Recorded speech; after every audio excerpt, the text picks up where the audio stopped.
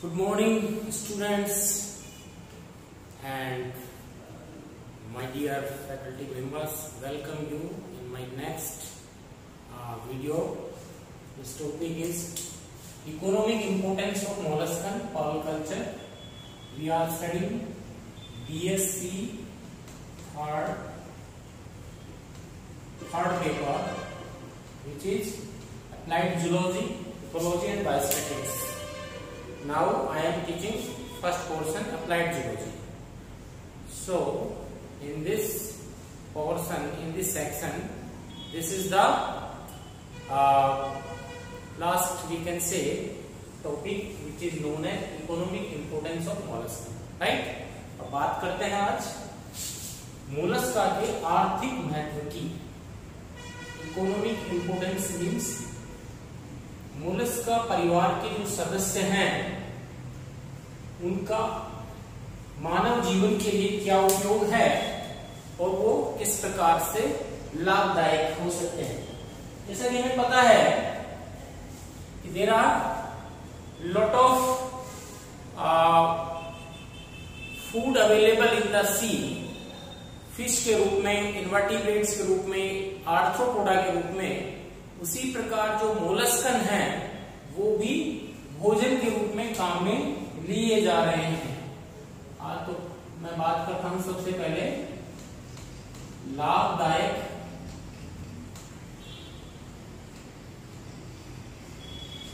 Molluscan,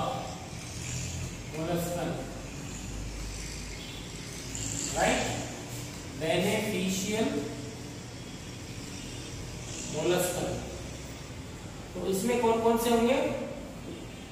इसमें होंगे as a food source, भोजन के रूप में. दुनिया के कई देशों में फूड सोर्स के रूप में, भोजन के रूप में क्या पाए जाते हैं? मोलस्कन पाए जाते हैं. राइट. कौन कौन से मोलस्क हैं? जैसे फॉर एग्जांपल आपके जितने भी गैस्ट्रोपोड हैं इनको भोजन के रूप में काम में लिया जाता है. पाइला ग्लोबोसा है, बहुत ज्यादा मात्रा में इनको काम में लिया जाता है. सीफेलोपोड्स हैं, ये भी भोजन के रूप में काम आते हैं. सीपिया है, लोलिगो है, ऑक्टोपस है. ऑल दीज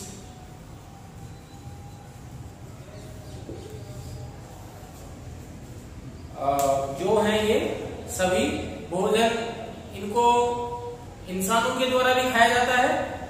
इसके अलावा ये प्रलोभक के रूप में, बेट के रूप में, मछलियों के चारे के रूप में यूज किए जा रहे हैं. इसके अलावा बड़ी मछलियां भी इनका शिकार करती हैं. तो कहने का मतलब है कि जीवों के द्वारा जो समुद्र में रहते हैं उनके मुख्य भोजन के रूप में ये फूड सोर्स के रूप में है. जैसे अमेरिका में काइटन है, काइटन उसको खाया जाता है. उसके मांस को सी बीफ भी कहा जाता है. सी बीफ, राइट. काइटन का जो फ्लश होता है उसको सी बीफ के नाम से जाना जाता है. तो पहला हो गया पॉइंट भोजन के रूप में. दूसरा पॉइंट है इसका इकोनॉमिक इंपोर्टेंस.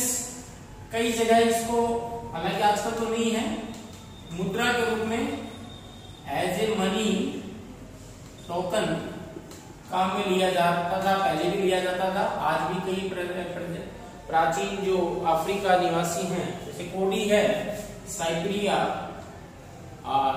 जो है, उसको हम लोग एज ए मनी टोकन के रूप में काम में लेते हैं.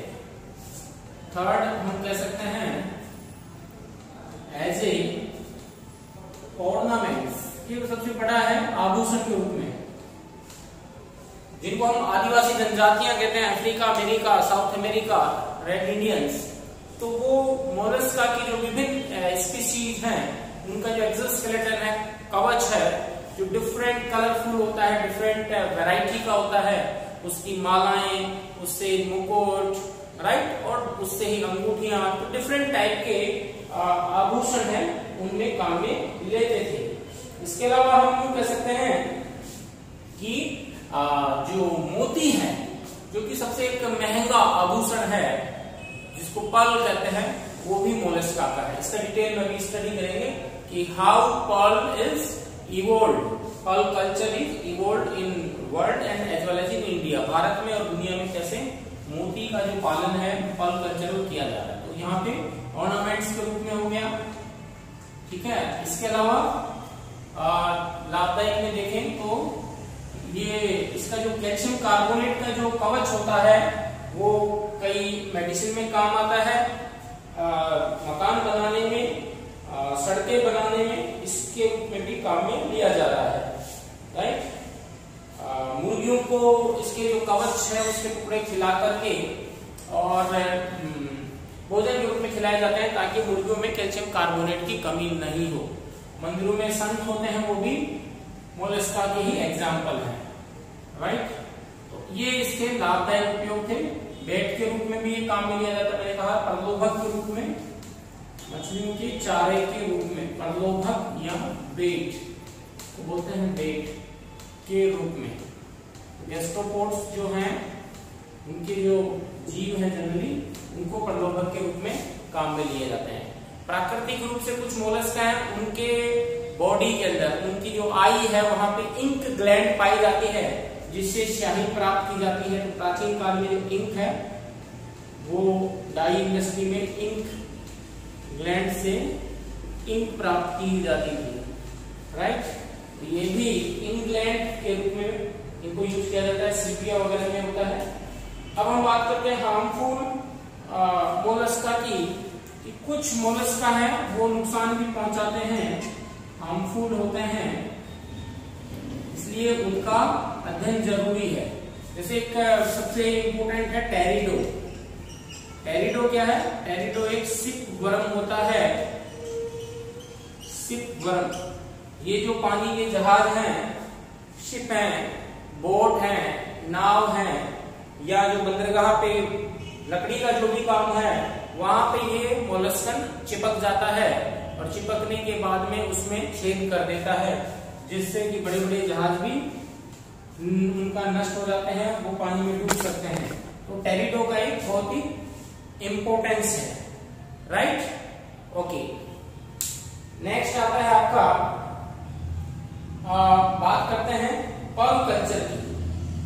मोती का पालन कैसे होता है उसके बारे में अपन देखते हैं। ओके, मोती का पालन कैसे होता है वो मैं देखता हूं।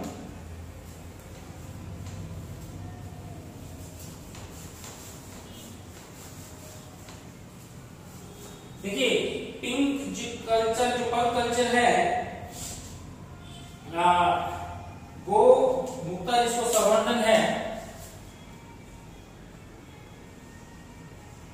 पर्ल कल्चर मुक्ता संवर्धन, राइट। इसकी यदि हम बात करें तो इसकी अलग अलग प्रजातियां हैं दुनिया में। पिंक टाडा वंश की सबसे ज्यादा और अच्छा जो मोती मिलता है वो प्रजातियां हैं। इसमें आता है पिंक टाडा, मार्गरेटी,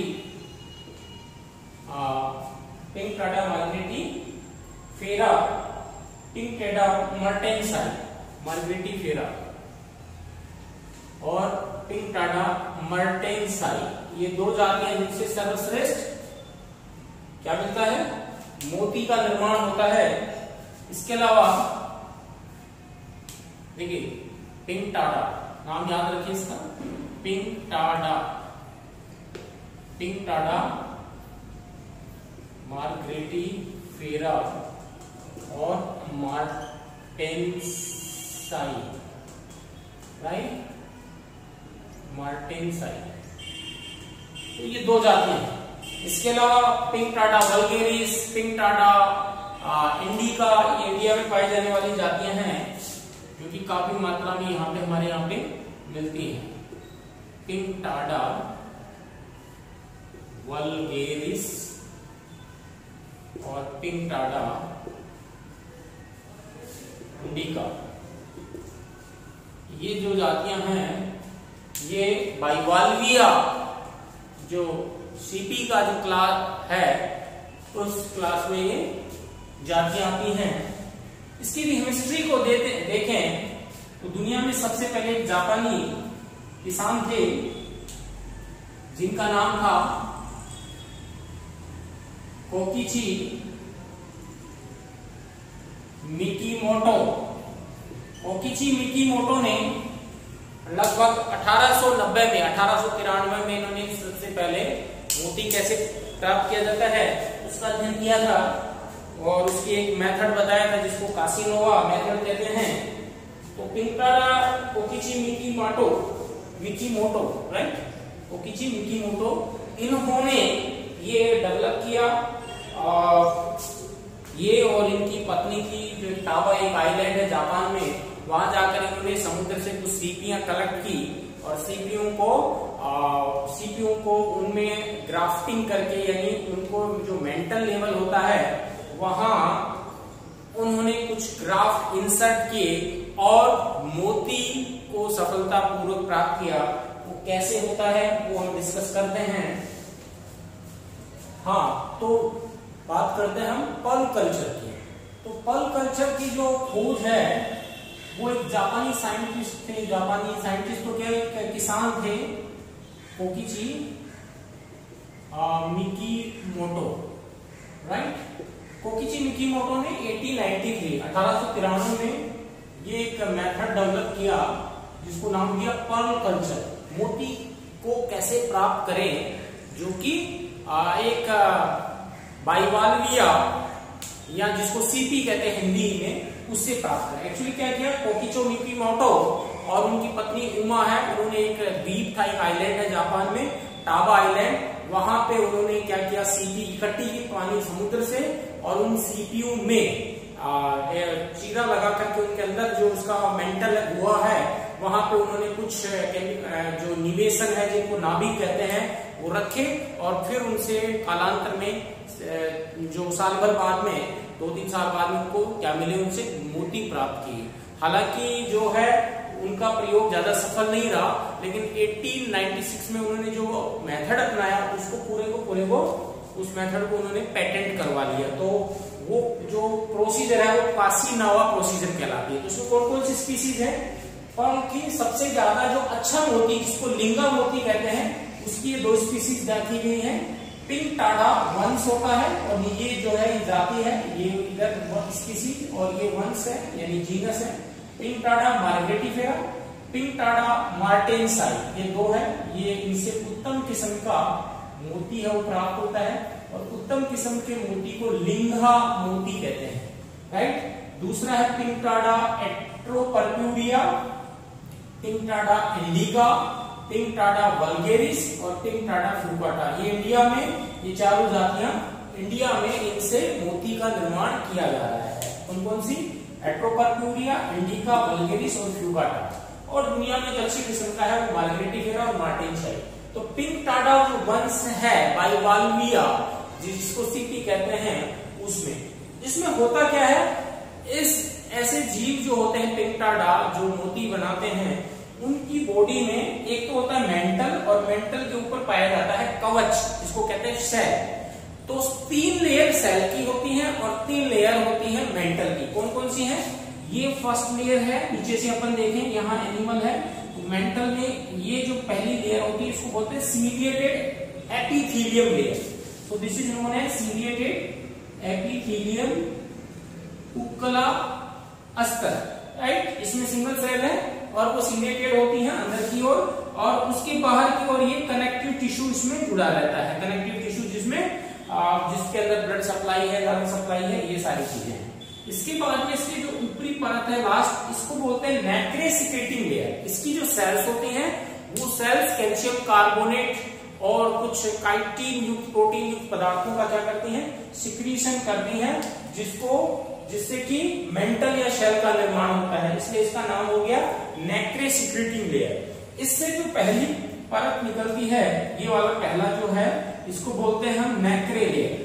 नैक्रे लेयर को ही मदर ऑफ पर्ल कहते हैं। इसी से ही मोती का निर्माण होता है। ये जो नैक्रे परत होती है ये ही मोती बनाती है। जो मोती का कलर होता है व्हाइट, पिंक, गुलाबी जो भी है तो वो इस नैक्रे परत के कारण होती है। नैक्रे परत का निर्माण नैक्रे सिक्रीटिंग सेल्स हैं, ये सिक्रीट करती हैं, कैल्शियम कार्बोनेट है, कॉन्क्योलिन वगैरह है।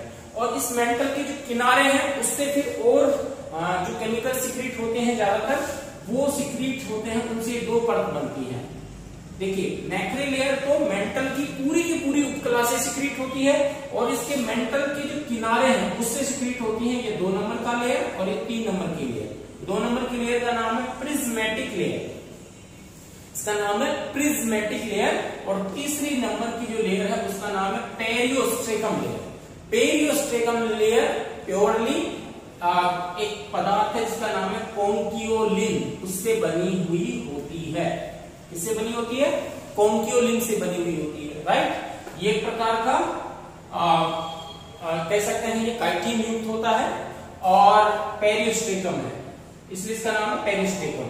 और ये जो है प्रिज्मेटिक लेयर, इसमें कैल्शियम कार्बोनेट की लेयर होती है, पतली पतली कॉन्क्योलिन की लेयर होती है, तो ये प्रिज्मेटिक लेयर कहलाता है। और जो ये नैक्रे लेयर है, ये नैक्रे लेयर सबसे नैक्रे सिक्रीटिंग सेल्स है, ये भी कैल्शियम कार्बोनेट की ही बनी होती हैं और इसमें भी क्या बोलते हैं कॉन्क्योलिन की लेयर होती है। लेकिन ये जो लेयर है ये बेसिकली उसका निर्माण करती है, मोती का निर्माण करती है। तो मोती का निर्माण कैसे होता है?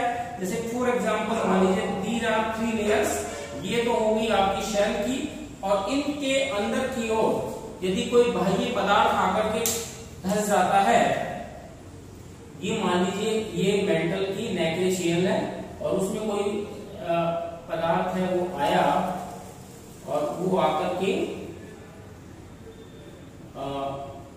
इसमें यहां पे धसता है, तो ये लेयर जो है उसको अपने अंदर की ओर ले लेती है। जैसे मान लीजिए इनके बीच में कोई हमने मटेरियल रखा, तो ये मटेरियल है गोल है और इसको हम बोलते हैं न्यूक्लियस। तो ये क्या होता है, ये अंदर धस जाती है। अंदर धस के अब इसके चारों ओर सिक्रीशन तैयार हो जाता है। यहाँ पे ये पहली परत और ये कनेक्टिव टिश्यू धस करके और इसके चारों ओर नैक्रे लेयर का सिक्रीशन शुरू हो जाता है। तो क्या होगा उसके बाद में, ये जो परत है ये ऊपर वाली परत तो ऐसे कैसे हो जाएगी और जो मटेरियल है उसके चारों ओर भी नैक्रे लेयर इस प्रकार से डेवलप हो जाएगी। और ये नैक्रे सिक्रीटिंग सेल्स जो हैं, ये नैक्रे सिक्रीटिंग सेल्स जो हैं ये कैल्शियम कार्बोनेट का सिक्रीशन करेंगी और जो हमारा न्यूक्लियस है उस न्यूक्लियस के चारों ओर, ये मान लीजिए न्यूक्लियस है, इसके चारों ओर है वो मोती की परत का निर्माण हो जाएगा, राइट। ये जितनी परतें बन सकती हैं वो परतों का निर्माण इसके द्वारा होगा। तो ये हो गया आपका जो न्यूक्लियस है और मोती निर्माण का मेथड। तो जहां मेंटल कैविटी के अंदर ही इस प्रकार से जो कनेक्टिव टिश्यू है, उस कनेक्टिव टिश्यू में एक कनेक्टिव टिश्यू है, इसके अंदर ही हमको मोती का पल का प्रोडक्शन प्राप्त होता है।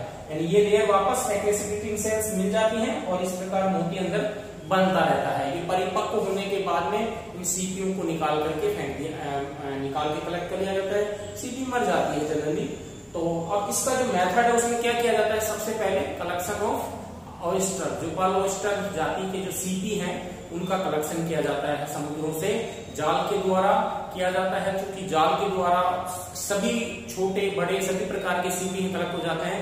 अच्छी किस्म के सीपी प्राप्त करने के लिए मैनुअली यानी गोताखोर है वो समुद्र में जाते हैं और अपने पीछे एक बास्केट होती है, उसमें सीपी को इकट्ठा करके सीपी को कलेक्ट किया जाता है ना। तो उसमें लगभग 1000-1500 सीपियां हैं, अलग अलग टोकरियों में कलेक्ट कर ली जाती हैं और फिर समुद्रों में एक जो जाल होता है, केज होता है, जिसको रियरिंग केज कहते हैं, पालन पिंजरा, उसमें उन सीपी को रख करके समुद्र में लटका दिया जाता है लगभग 6 मीटर गहराई तक।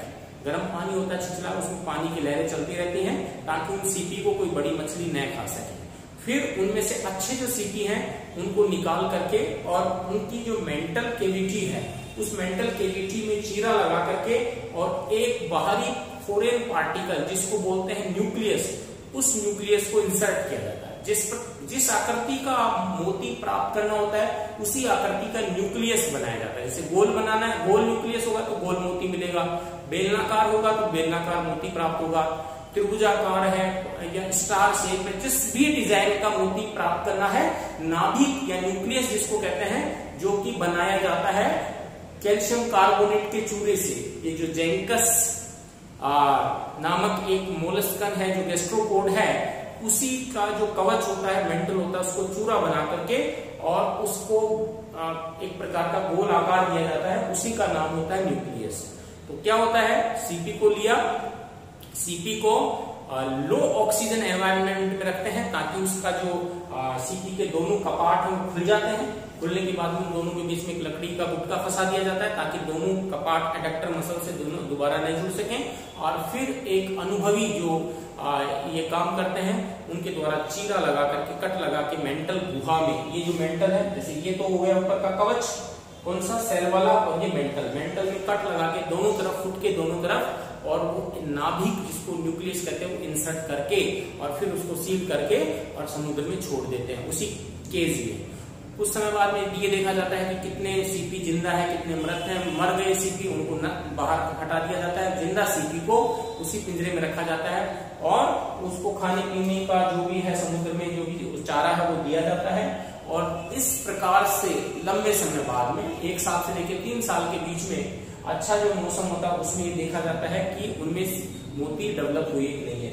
एक्चुअली क्या है, जो सीपी के अंदर ये जो प्रक्रिया है ये अपनी रक्षा के लिए डेवलप हुई है कि मेंटल में यदि कोई बाहरी पदार्थ, इन दो परतों के बीच में कोई बाहरी पदार्थ यदि आ जाता है गलती से, तो उस बाहरी पदार्थ को, ये तो ऊपर होगी शेल की 3 परतें, 1 2 3 1 2 3, और ये हो गई 1 2 3 इसकी परतें, राइट, यहां से 1 2 और ये 3। तो ये इन नेक्रे लेयर और नेक्रे सिक्रेटिंग सेल्स के बीच में यदि कोई फॉरेन पार्टिकल आ जाता है तो उसके अगेंस्ट में नेक्रे सिक्रेटिंग सेल्स क्या बनाती हैं, एक कैल्शियम कार्बोनेट का आवरण बनाने लग जाती हैं। तो एक प्रकार की नेचुरल मेथड होता है जो कि जीव केवल अपनी रक्षा के लिए करता है, चूंकि वो बहुत ही सुंदर होता है, उसका इकोनॉमिक इंपोर्टेंस है, इसलिए हम लोग यानी इंसानों ने उसका कमर्शियलाइजेशन शुरू कर दिया।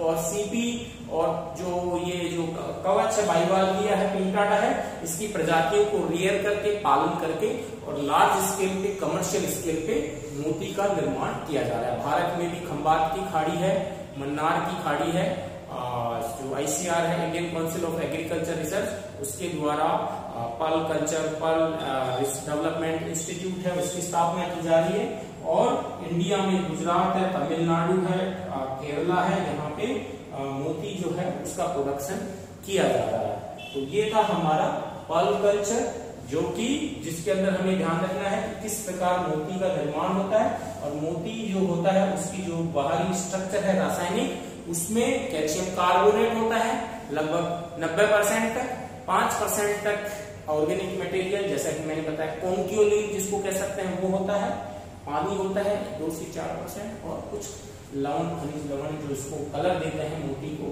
वो इसमें पाए जाते हैं। ये था हमारा पर्ल कल्चर यानी मुक्ता पालन, मोती का कमर्शियल स्केल पे प्रोडक्शन कैसे किया जाता है। आज के लिए इतना ही, थैंक यू वेरी मच।